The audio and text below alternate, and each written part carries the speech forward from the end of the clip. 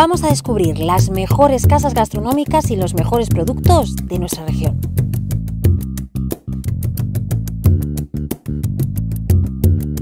Y acercaremos la despensa asturiana a nuestras experiencias gastronómicas fuera del Principado.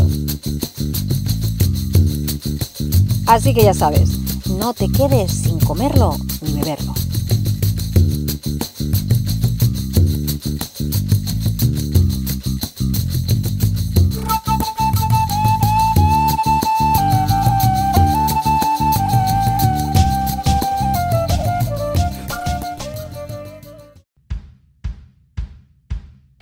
Desde Nava, comarca de la Sidra, comenzamos este No te quedes sin comerlo ni beberlo con un reportaje apasionante, solo apto para titanes. Visitaremos la Cueva del Telledu de la mano de Pepe Bada.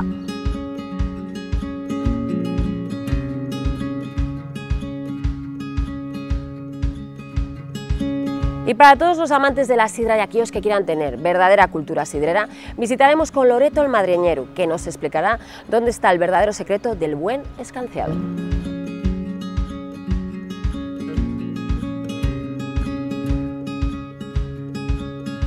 Y en este No te quedes conoceremos a un joven fotógrafo especializado en gastronomía que desde Barcelona está cumpliendo su sueño, Román Joglar.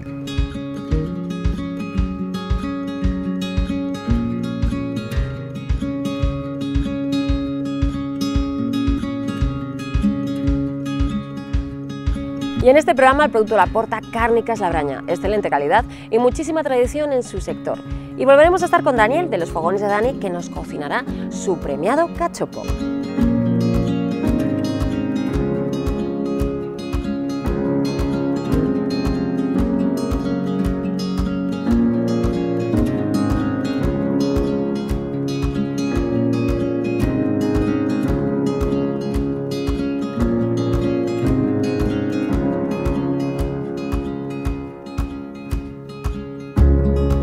Pepe, tengo muchas ganas de conocer tu cueva y ver cómo se hacen los quesos, pero ¿qué te iba a decir yo? Indispensable, ¿qué me vas a pedir cuando vaya a visitarte? Una mochila para subir queso y bajar queso. ¿Me ves a mí con gracia, salero y fuerza para hacer eso? Hombre, si lo subió la Belén Esteban, ¿no lo vas a subir tú? Sí, no. Faltaría más. Pues venga, van a ver nuestros seguidores el reportaje que hemos hecho en Aramburu, tu entrevista, pero en unas semanas podremos ver realmente dónde se trabaja y con la calidad humana y de artesano de verdad que lo hace Pepe Bada. Y el paisaje, Muy bien. que es algo muy importante. Un placer, Pepe. Igualmente.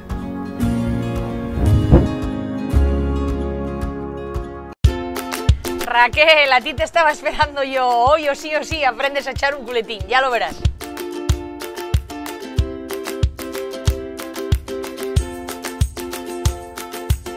En Asturias, ¿existe cultura sidrera o consumo sidrero? Consumo sidrero. Yo creo que evidentemente es el consumo lo que prevalece sobre la cultura de la sidra. Hombre, sí es cierto que cada vez la gente se involucra más, la gente joven cada vez quiere saber más, porque sí es verdad que pasa, la gente te pregunta, llega a la sidrería y te dice, oye, esto, pero es cierto que nos falta mucha cultura. Yo empecé también así como ellos, hace muchos años, hace 20 años exactamente, y bueno, pues cultura sidrera cero. A mí me gustaba la sidra, bebía, consumía, pero no sabía prácticamente nada de sidra. Y a medida que van pasando los días y van pasando los años, bueno, pues cada vez es un mundo que me apasiona y cada vez, bueno, pues siempre hay algo que aprendes nuevo. No todos los días, pero sí muchas veces al cabo del año hay cosas que vas aprendiendo. Bueno, el precio de la sidra. Esto es una guerra psicológica que tenemos todos ahora con el mundo de la sidra. ¿Precio razonable para la sidra? Que se pague el escanciado. Yo sigo diciendo que 3,50 € a mí me parece un precio muy razonable de las dos maneras, ¿vale? Tanto como bebedora como vendedora de sidra. ¿Por qué? Porque, bueno, queremos reconocer al escanciador en una categoría, igual que hay camarero, cocinero, albañil, etcétera, etcétera, etcétera, ingeniero, etcétera, médicos, etcétera, etcétera, cualquier profesión. Para mí el escanciador es una profesión más, tan honrable o más que cualquier otra. Entonces es cierto que no estamos reconocidos en ningún lado. A nivel de seguridad social, pues cobramos lo mismo con un ayudante de camarero o con un camarero, y desde luego para mí no es lo mismo. ¿La quieres escanciada? 3,50. ¿La quieres sin escanciar? Toma, ahí la tienes. 2,50, 2,70, ahí tienes la botella de sidra. Ya está, yo creo que es tan fácil como eso. Bueno, yo llevo varios años dando cursos, me llamaron en este caso de la Cruz Roja, me llamaron de varios ayuntamientos, de la Cámara de Comercio de Gijón, de la Universidad Populares de Gijón también, y di varios cursos de escanciadores para ellos. Yo, para mí, cada vez que me llaman, a no ser que por algo de temas de horarios que me resulte imposible, yo estoy encantada de dar estos cursos. Yo era lo que te recalcaba, es un mundo que me apasiona y yo quiero, pues lo poco que yo sé, que la gente pues de verdad le coja cariño a la sidra y que piensen que no es tan complicado.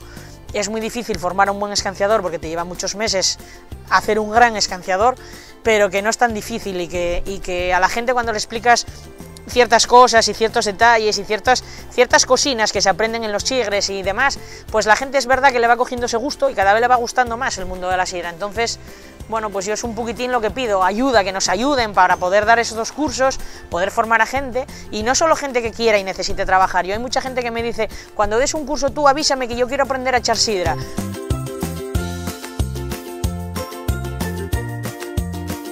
Pues estoy haciendo un curso de escanciador.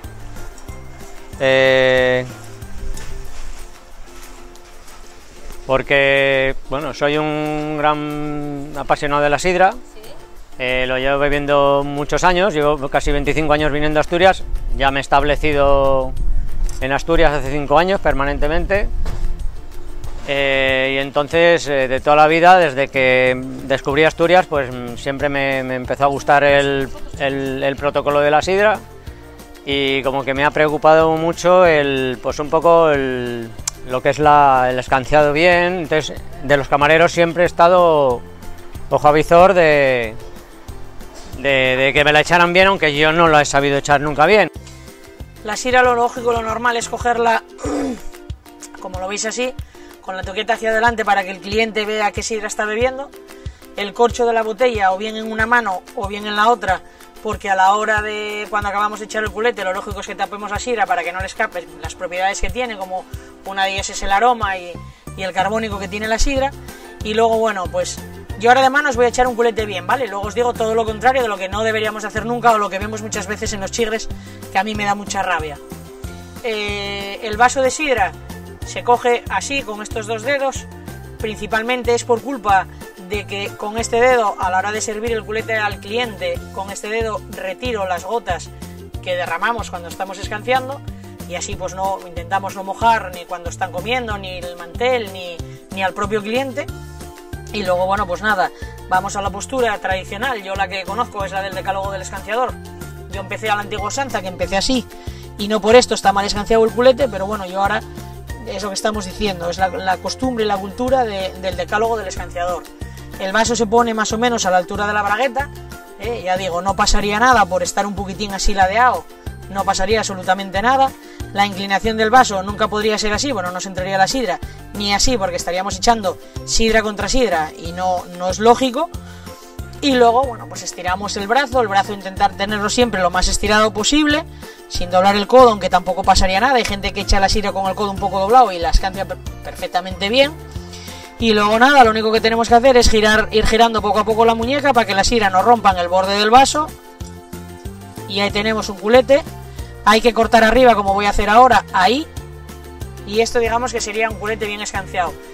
Lo que explicaba, te doy el culete y con este dedo recojo las gotas para no mojar al cliente, ¿vale?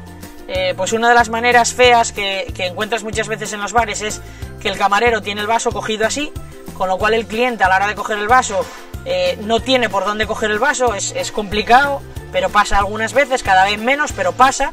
Y luego otra de ellas es lo que llamamos afogar la botella, que está cogiendo la botella, bueno, pues así, tapando la etiqueta, pues esto es lo que llamamos afogar la botella, con la mano aquí adelante del todo. Bueno, yo siempre digo que aunque no cojas la botella por atrás, siempre que pongas la etiqueta para adelante para que el cliente vea efectivamente la sidra que está bebiendo, bueno, pues valdría.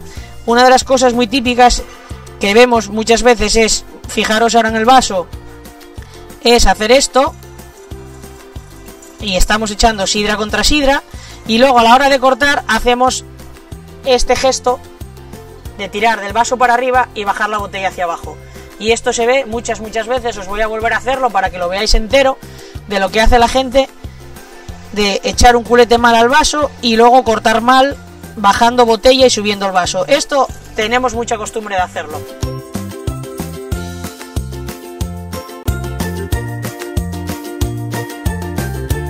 Yo soy de las personas que opina que le metería mucha caña a la sidra y mucha caña a los lagares para que de verdad hagan buena sidra los 365 días del año, porque es un poco complicado, pero bueno, yo sé que ellos quieren hacer sidra buena todo el año y no pueden, y yo intento hacer todo lo posible para que eso pase. No siempre lo consiguen, pero bueno, yo ahora mismo tengo dos productos que están relacionados con la sidra, que una es el Rosmud y otra es la sidra frisante o algo así, que yo la llamo el moscato asturiano. Cuando la gente me dice, ponme moscato, yo no, te voy a poner el moscato asturiano. Y desde que lo pongo, la verdad que lo vendo muy bien, que a la gente le gusta mucho, le sorprende el olor, los aromas que tiene, está muy bueno, muy fresco, muy rico.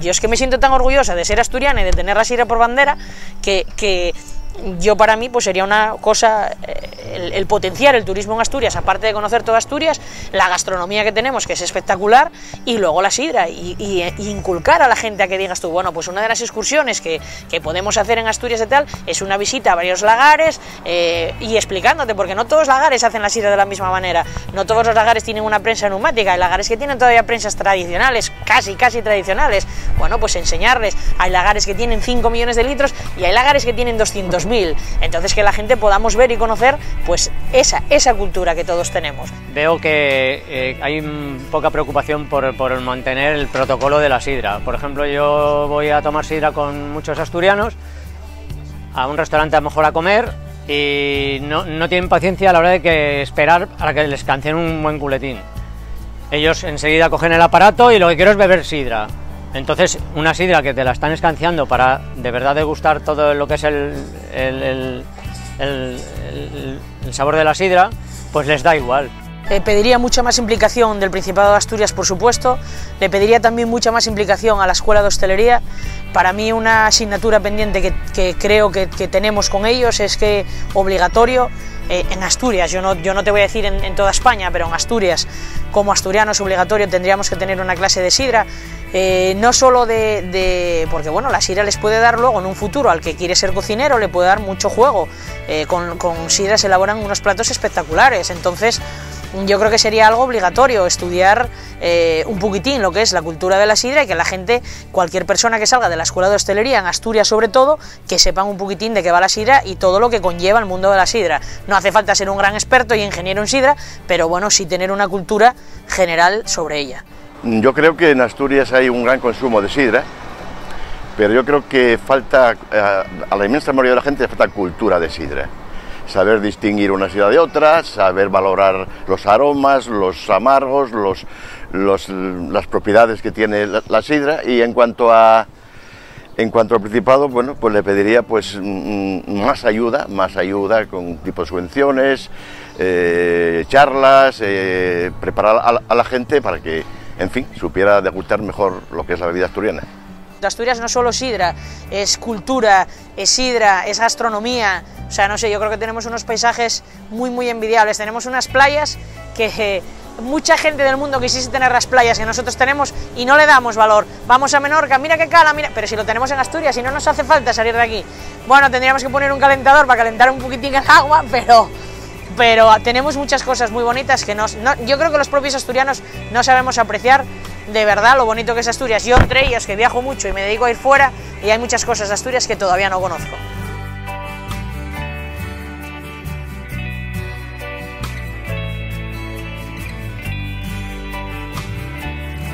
Mi queso preferido asturiano es el queso Cabrales. Mi plato preferido asturiano es la fabada asturiana.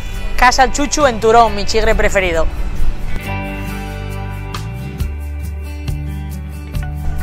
Soy Loreto García, propietario de la sidrería El Madriñero en Pola de Siero. Lo que más me gusta en esta vida es viajar y, cómo no, conmigo va la sidra. He escanciado sidra en el Monte Fuji, en la Muralla China, en Central Park, en el Perito Moreno y muchos sitios más.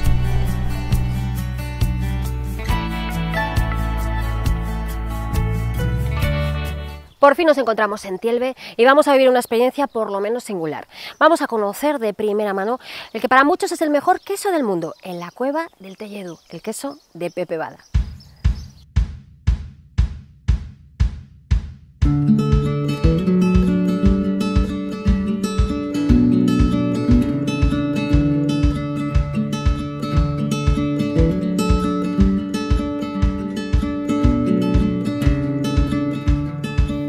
La experiencia de subir a la Cueva de Telledu es una experiencia aparte que maravillosa, que recomiendo a todo el mundo que la disfrute. Yo creo que nos cambia el concepto de lo que es el queso Cabrales en general, ¿no? Porque todos conocemos el queso Cabrales como uno de los mejores productos que tenemos en Asturias, como uno de los mejores quesos que tenemos en Asturias, pero no conocemos realmente la historia que tiene detrás. Venir a Telledu es conocer de primera mano esa historia y darse cuenta de todos los pequeños detalles y todas las pequeñas partes tan importantes que tiene la elaboración de un queso, y una de las más importantes es coger esos quesos desde abajo, desde Tielve, y venir aquí a la Cueva de Telledu a dejarlos madurar.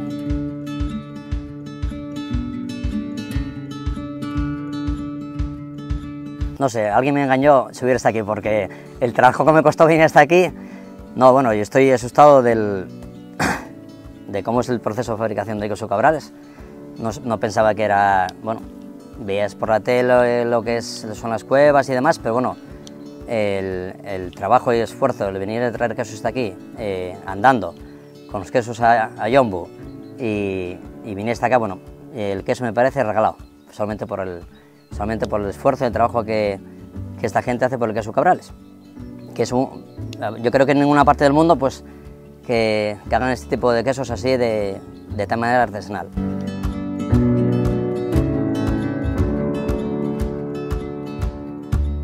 Lo de Kiko tiene mucho mérito. Kiko es una persona que no viene del mundo del queso, no era quesero, no era ganadero, él se dedicaba a otras cosas. Bueno, por motivos y por circunstancias personales llegó a esto y ama su producto. Yo digo, las cosas por dinero se hacen hasta cierto punto, luego está la pasión y Kiko lo que tiene es pasión por el Telledu, disfruta de ello, le gusta, lo vive, lo ves, cómo lo explica, como es una persona que no comía queso hace 2 años y ahora pues ves las explicaciones, y no solamente lo que va aprendiendo por el trabajo diario, sino lo que se está formando aparte, porque hay cosas en la conversación de Kiko que escuchas ahora y que hace 1 año no te sabía explicar. Entonces yo estoy seguro que está buscando formación fuera también, porque realmente lo vive, es un apasionado de su trabajo y el mérito de esto es en parte él. 3 o 4 veces a la semana subo normalmente. En invierno también no se puede parar, el queso sigue avanzando. En invierno lo que suelo hacer es subir con las raquetas cuando hay mucha nieve. Subo con las raquetas porque sin ellas es imposible. Echo una carguina de quesos, las raquetas y no me hundo. Y queso para arriba, queso para abajo.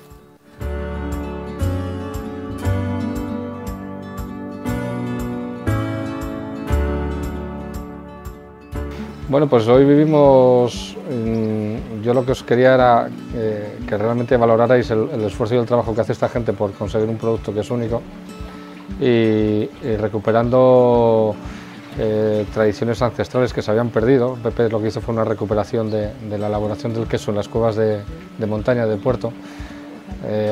Podemos calcular que más o menos más del 95% de los quesos de Cabrales se hacen en cuevas que son accesibles con vehículo o prácticamente accesibles a la puerta de la cueva, pero realmente aquí lo que hay es una recuperación de un trabajo que era ancestral, que se había perdido por las dificultades que conlleva y que seguramente ahora vais a valorar mucho más el motivo. Hoy tuvimos un día precioso, espectacular. Si lo pedimos de encargo no nos sale tan bien porque aparte había un poquitín de brisa y no hacía calor, pero claro, esto te toca un día lloviendo y con frío y es una odisea.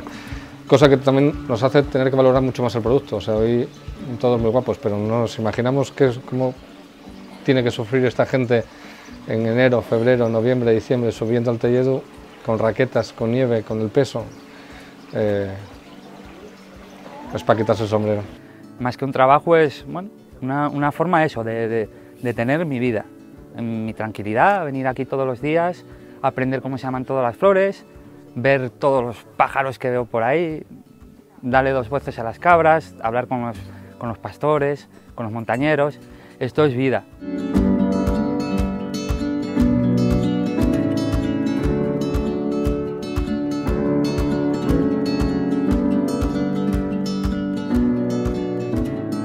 Bonne nuit, Raquel, ¿cómo ça va? ¿Ça va bien? Oh, très joli. Ese es todo mi francés básicamente, pero si te hablo en francés es porque estoy de viaje en un sitio en el que hablan francés aparte de otro idioma. Pero tenía que aprovechar, hacer una pausa en el viaje y mandaros un saludo a ti, al equipo y a todos los espectadores de No te quedes sin comerlo ni beberlo. Y se lo mando desde aquí, desde la Gran Place de Bruselas.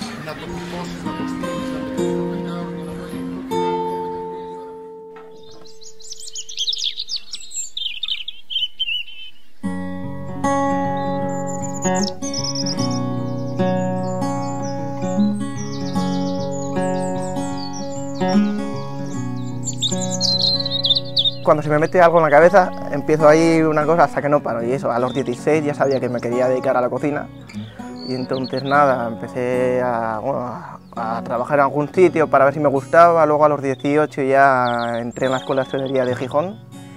Y nada, y estuve estudiando, luego empecé a trabajar, a conseguir dinero y de repente vino mi hermana con unas clases que había hecho de fotografía y me entró la curiosidad.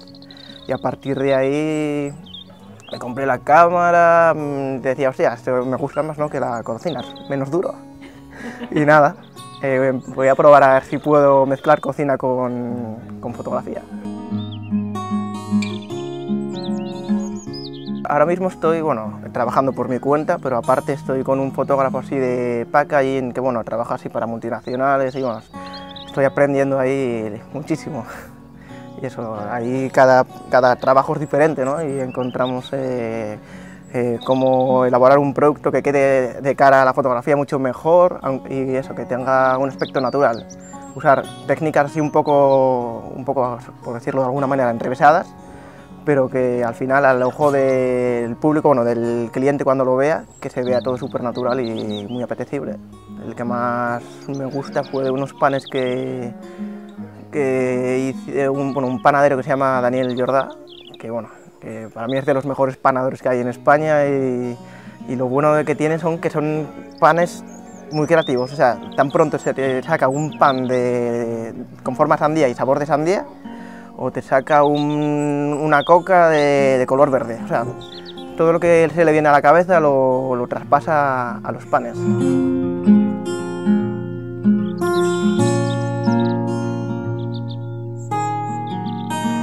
Pues Infiesto, no sé, lo que tiene es que vivo en él y tiene así, lo mejor de todo es que hay mucha tranquilidad y tenemos los paisajes al lado y para hacer cosas de comida o de eso, que por ejemplo hago una foto de una fabada, pues me apetece ahora coger cosas del monte y lo tengo al lado, no tengo que irme a ningún sitio lejano ni nada, lo tengo todo a mano. Bueno, pues trabajé eso cuando empecé con Nacho Manzano, con Esther Manzano, e hice también con Carmen Ordiz de G de Gastronomía unas fotos para Yume, también, el concurso del día, ¿no?, que tuve profesores como Quique da Costa, Óscar Velasco, María Marte, y muchísimos profesionales del mundo de la hostelería, y también con los de los Jaureles, y así ahora mismo que se me venga a la cabeza, esos fueron más o menos lo más reciente, ¿no?, que hice.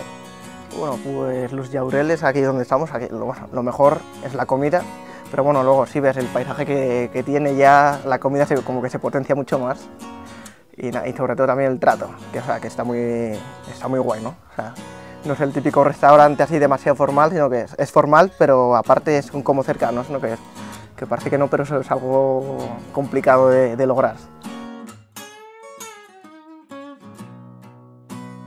Cuando tengo que hacer alguna fotografía personal, no sé, la inspiración y todo eso puede surgir de cualquier sitio, ¿no? Parece una tontería, pero coges un poco de aquí y un poco de allá y ya tienes un revoltijo en la cabeza que ya te da una idea. Entonces, cuando tienes la idea, que ya tengo un boceto en la cabeza, voy a comprar el producto. Entonces, una vez que la tengo ya todos los materiales, me voy a casa, empiezo a montar el set, es lo típico, ¿no? El fondo, las luces, hacer pruebas, a ver cómo queda, verlo en el ordenador y tengo, bueno, hago siempre unos cuantos disparos para ver si esa luz queda bien aquí, me fijo a lo mejor en cosas que a lo mejor parecen insignificantes, pero que a la hora de juntar esas tonterías con muchas más tonterías, al final te da un, no sé, como un rollo más guay. Entonces, unas que tengo ya todo, o sea, ya metido en la cabeza, entonces ya me pongo ya con las cosas un poco más importantes, ¿no? Ya que veo aquí una sombra, pues le pongo un reflector, que veo a lo mejor una luz un poco más brillante, pues le pongo un filtro neutro solamente, aunque sea un trocito así, le pongo un recorte de un filtro neutro para que no se quede ahí el pegote de luz. Puedo tardar en hacer las fotos desde 2 horas hasta nunca, porque a lo mejor no me gusta.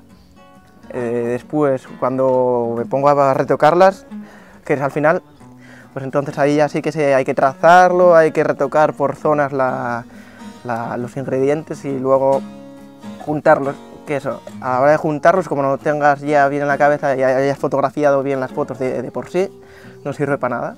Y eso es lo malo, que cuando es para ti, muchas veces es todo improvisación y te das cuenta que cuando hiciste la foto, a la hora de retocarlo no sirve y a volver a empezar.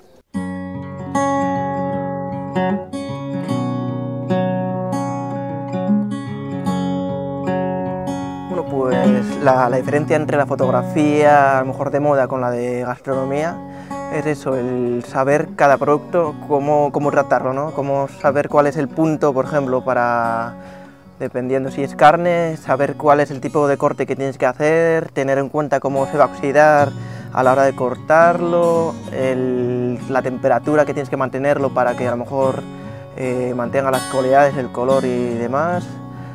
Y eso son muchísimos detalles que al haber trabajado en cocina te ayuda muchísimo a la hora de ejecutar el proceso del fotografiado.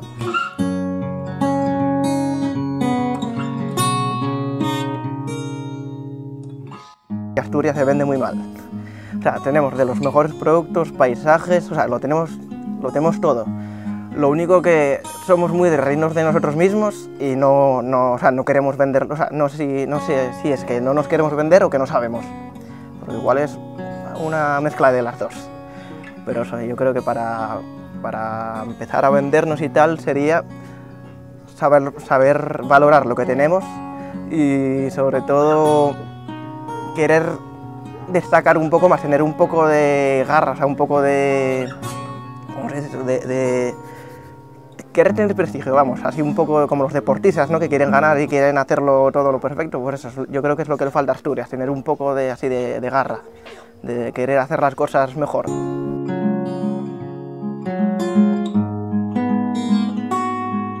Pues mi queso favorito asturiano es el gamoneu, o sea, no hay otro. Mi plato favorito asturiano es los tortos con picadillo. Mi plato favorito no asturiano, bueno, hay unos cuantos, pero entre ellos la paella. Mi cocinero favorito de Asturias es Ter y Nacho Manzano. Mi cocinero favorito no asturiano es Quique da Costa. Mi sitio preferido de Asturias es el río Infierno, ahí en el bosque de la Pasanca. El sitio que más me gusta de Barcelona, al final, bueno, me gusta todo. O sea, pero la mejor parte, la zona marítima de la playa. Pues de música depende de lo que me dé, ¿no? O sea, tan pronto puedo escuchar música pop, rock, ópera, dependiendo de lo que me venga. La gastronomía asturiana la definiría como de las mejores que hay.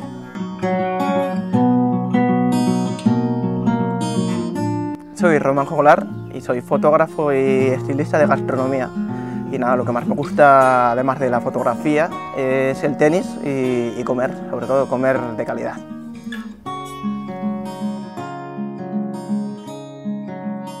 En 1972, una joven pareja, carniceros en Piedras Blancas, deciden dar el salto a la industria cárnica. ¿Dónde nos encontramos? En Cárnicas La Braña.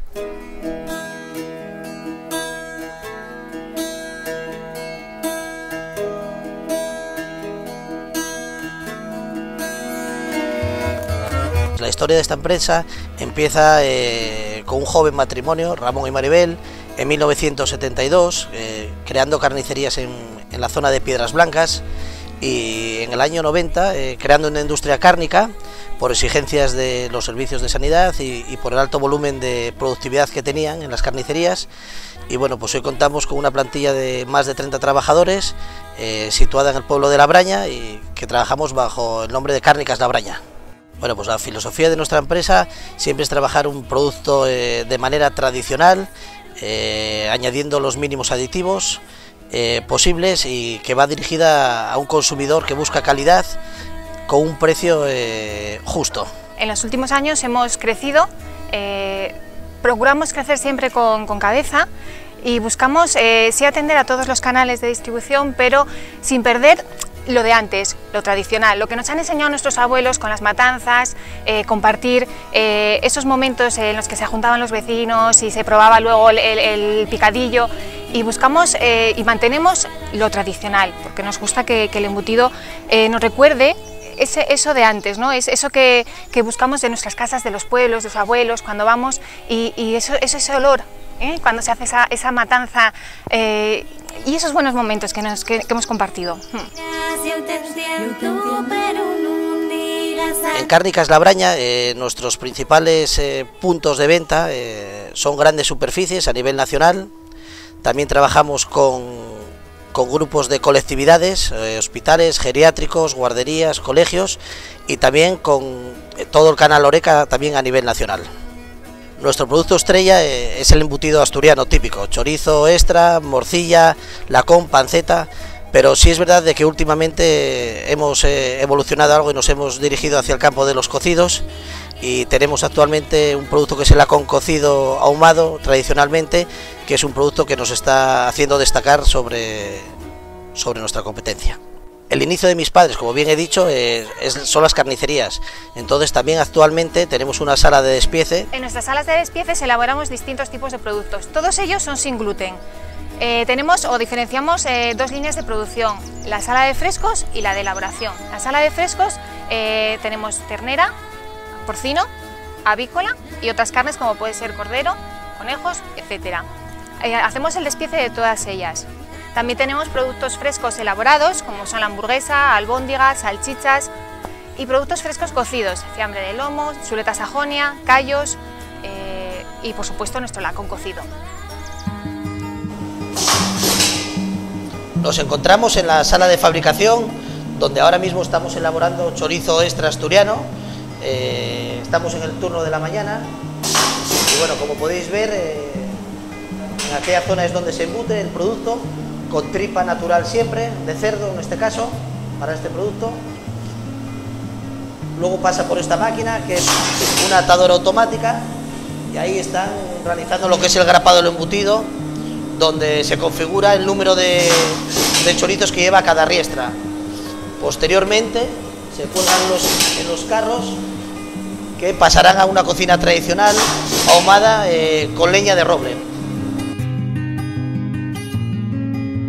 Ahora mismo nos encontramos en la zona de envasado. Estamos envasado con pango de 500 gramos, que fundamentalmente se distribuye para grandes superficies. Aquí en esta máquina ya sale con toda la información nutricional que nos exige la ley, lote y fechas de caducidad.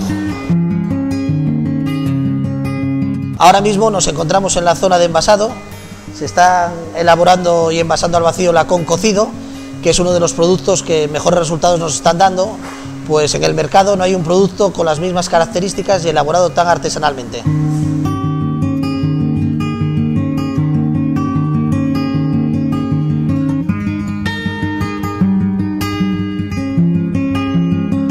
Ahora nos encontramos en la sala de despiece, donde estamos preparando una canal de ternera asturiana.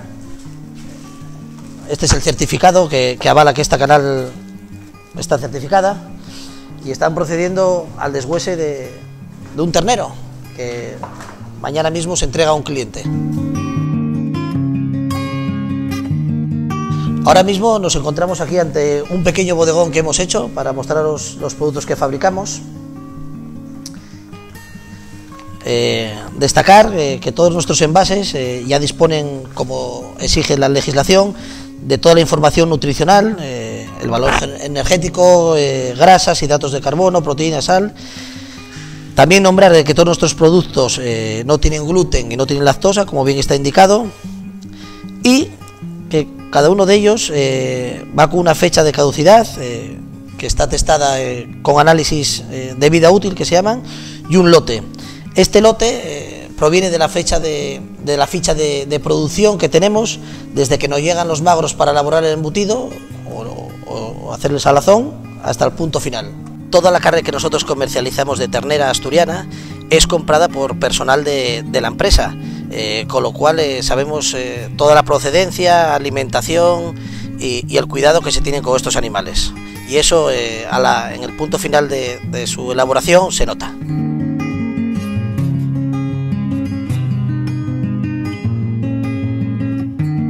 La andadura de esta empresa en 1990 cuenta con unas pequeñas instalaciones que año tras año hemos ido aumentando para cumplir las normativas sanitarias, y en la actualidad contamos con una superficie de 2.000 metros cuadrados dividida en fábrica de embutidos y sala de despiece.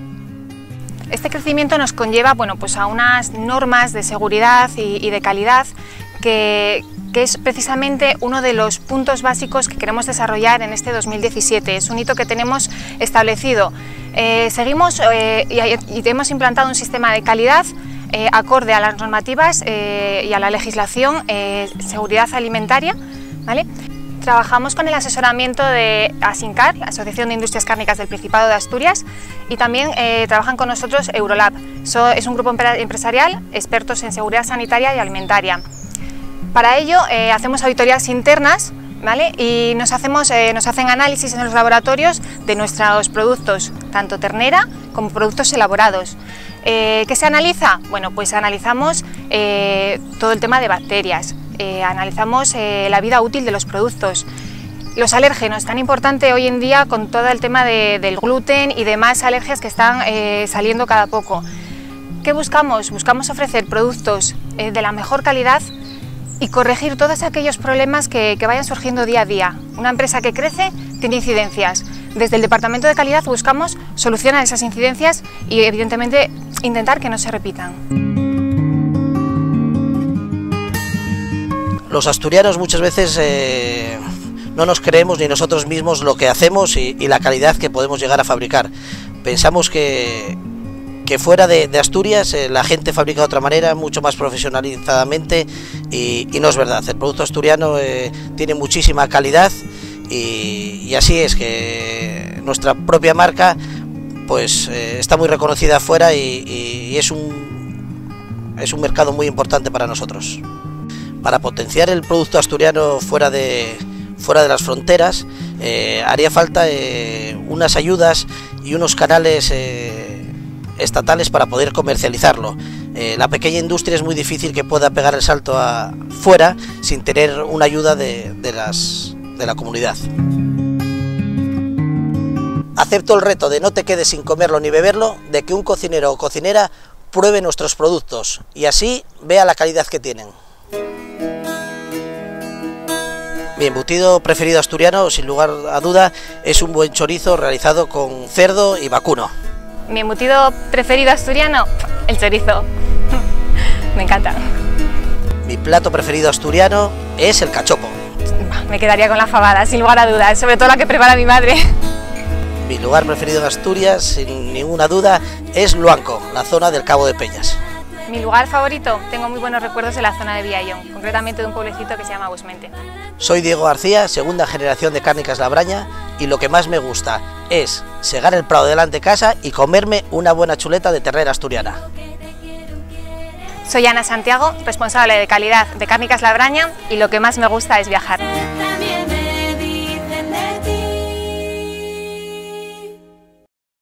Después de conocer unas cuantas cuevas, el Telledo es la catedral del Cabrales, es impresionante, es un sitio para estar dentro, meditar lo que ves, oler, escuchar las expresiones de la gente y sobre todo darte cuenta del esfuerzo que supone llegar ahí arriba, pero no solamente es eso, sino del trabajo que hace esa cueva para hacer un queso que es único en el mundo, o sea, no se hacen cosas así en ninguna otra latitud.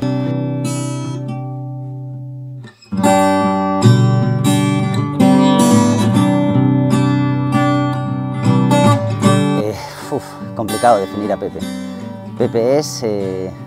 Pepe es parte en sí del Cabrales. Yo creo que hay muy pocos productos que se representen tan bien en un productor, ¿no? Y Pepe es la expresión máxima del Cabrales, de la historia del Cabrales, de la constancia, del trabajo, del esfuerzo y del día a día. Bueno, yo creo que es duro, lo decís vosotros porque no estáis acostumbrados a ello. ¿No? Esto es nuestra vida de toda la vida, entonces es nuestro trabajo, no nos paramos a preocupar si es más o menos. Pues venimos y aquí ahora mismo yo tengo pues a lo mejor 1000 piezas y vengo bien 3 veces a la semana aquí. 1200 quesos o así, más o menos. No los tengo fijos, pero 1200. Me parece que eran unos 65 quesos el primer día que llegué aquí, tenía aquí Pepe. 65 quesines. Y poco a poco... Y pues dará vuelta pues a lo mejor a 400 quesos cada día. Limpiar, mojar con el agua, raspar, bueno, cuidar el queso para que todo funcione bien. Ya ves que a esta temperatura llevamos 10 minutos aquí y ya nos quedamos un poco tiesos, pues imagínate estar aquí 3, 4, 5 horas. La cueva está a 8 grados, con un 100% de humedad y pues puedo pasar 7, 8, 9 horas, las que me haga falta. Vengo por la mañana y echo aquí todo el día. Salgo cada poquitín a que me dé un poquitín el aire y a coger un poquitín de calor, porque hay mucha humedad, pero echo las horas que haga falta. ¿Qué características tiene la cueva Pepe para dar este resultado? Sí, bueno, una cueva ideal es mirar al norte, ¿sí?, con mucho bosque para que la temperatura no afecte al interior de la cueva y después la humedad caiga dentro de la cueva. Los quesos que hay dentro de la cueva también afecta porque el queso al fermentar produce gas, entonces el oxígeno es muy limpio también. El agua que utilizamos es agua que queda de la estalactita, filtrado, muy limpio, entonces todo ello conforma a tener unos sabores limpios por lo menos. Después ya lo que salga es otra cosa, pero poner todo lo que esté de nuestra mano para que la cosa funcione bien. Y antes nos estabas dejando probar de diferentes quesos, nos decías que cada queso es un mundo, ¿no? Sí, no, cada queso propia. Tiene una personalidad. Tú de un lote que hagas 20, 30 quesos, todos son diferentes. Hay veces que se parecen bastante, pero es que todos son diferentes. Es más, es hasta diferente un queso por una parte que por la otra.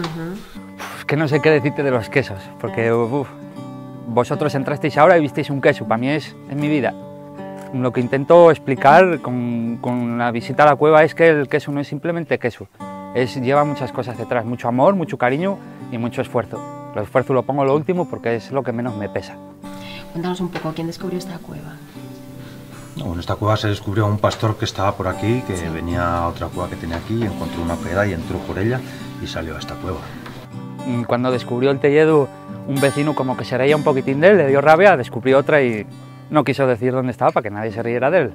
Lógico, hizo bien, hizo bien.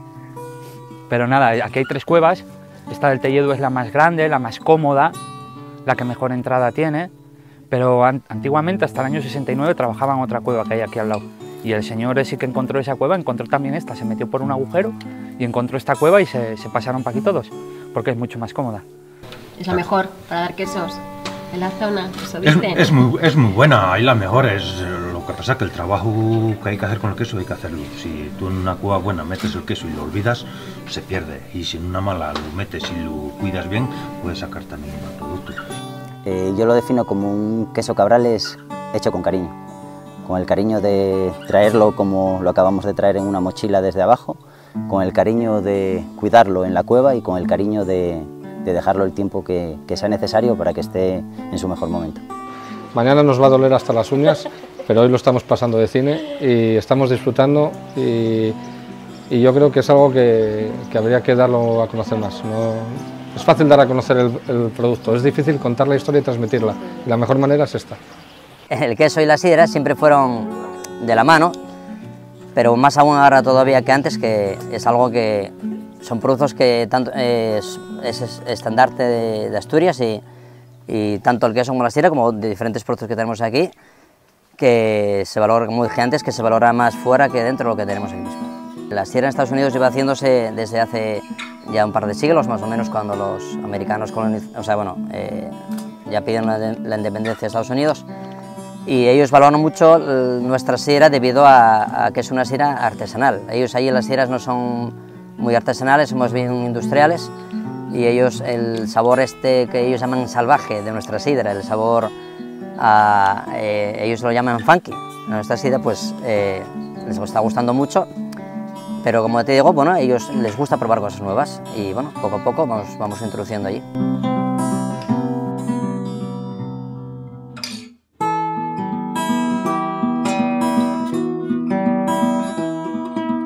Nos sentimos muy orgullosos de poder seguir una tradición que se vino haciendo en Cabrales no se sabe el tiempo.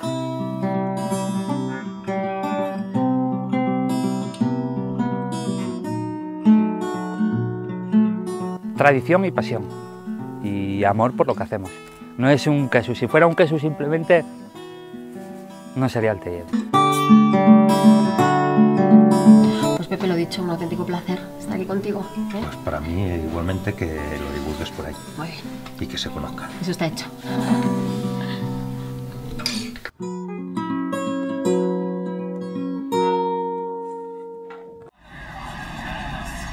Hola Raquel, estoy en Bélgica. He venido con Turismo de Flandes para hacer algo llamado Tour de Guest. Consiste en que un fin de semana, cada 2 años, una serie de pequeñas cervecerías artesanales abren sus puertas al público en general y, como veis, vienen a degustar sus productos. ¿Sabes qué me ha pasado? He escogido la camiseta equivocada para venir. La gente ve esto y se piensa que estoy anunciando una marca de cerveza industrial, pero es que en realidad, aunque disfrute la cerveza belga, no puedo olvidar que a mí me gusta mucho la sidra.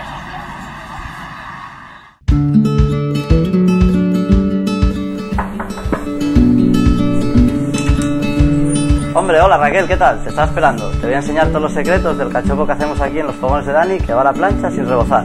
Pasa.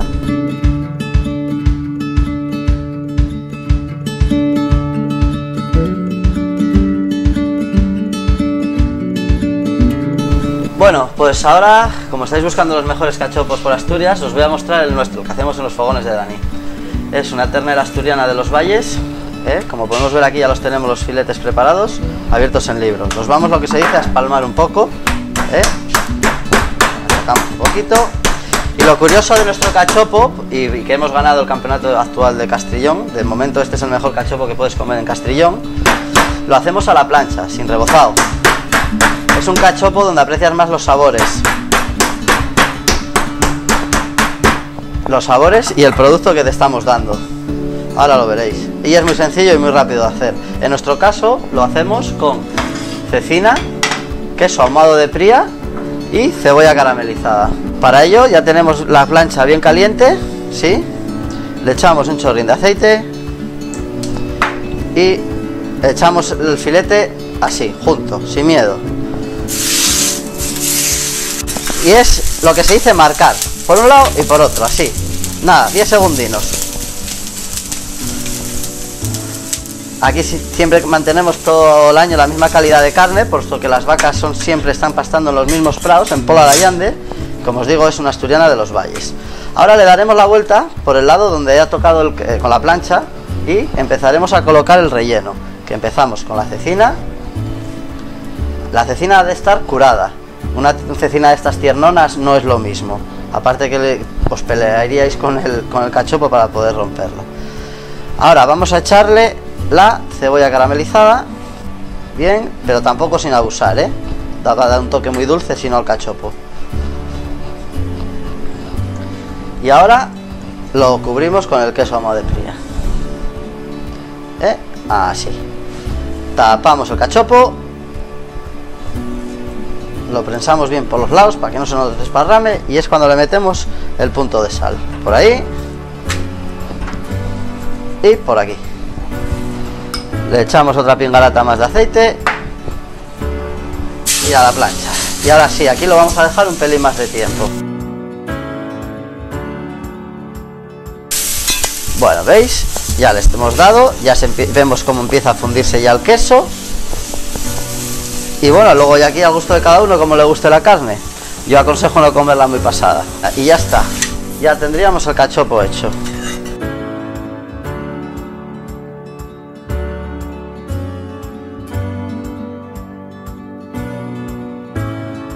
¿Qué opino del boom del cachopo? Buena pregunta. Pues que creo que lo tenemos que explotar a tope. Creo que es algo que tenemos que intentar potenciarlo aún más, sacar esa marca del cachopo fuera de Asturias, darnos a conocer más, incluso a nivel internacional. Y creo que eso sería evidentemente muy bueno para el turismo y para crear puestos de trabajo, más economía para Asturias. Y bueno, tampoco es que sea el que solo hagamos eso en Asturias, evidentemente. En Asturias tenemos mucho más que cachopos, pero bueno, si por ahí nos estamos dando a conocer y a la gente viene y le gusta, y hay campeonatos incluso en Madrid ya y en otras partes que no es en Asturias, pues creo que esa tirada, el cachopo es asturiano, es nuestro y tenemos que luchar por ello. Así que hay que tirar para el colillo para adelante y eso, y darle más a conocer y decir que es asturiano. Y ya está, Made in Asturias.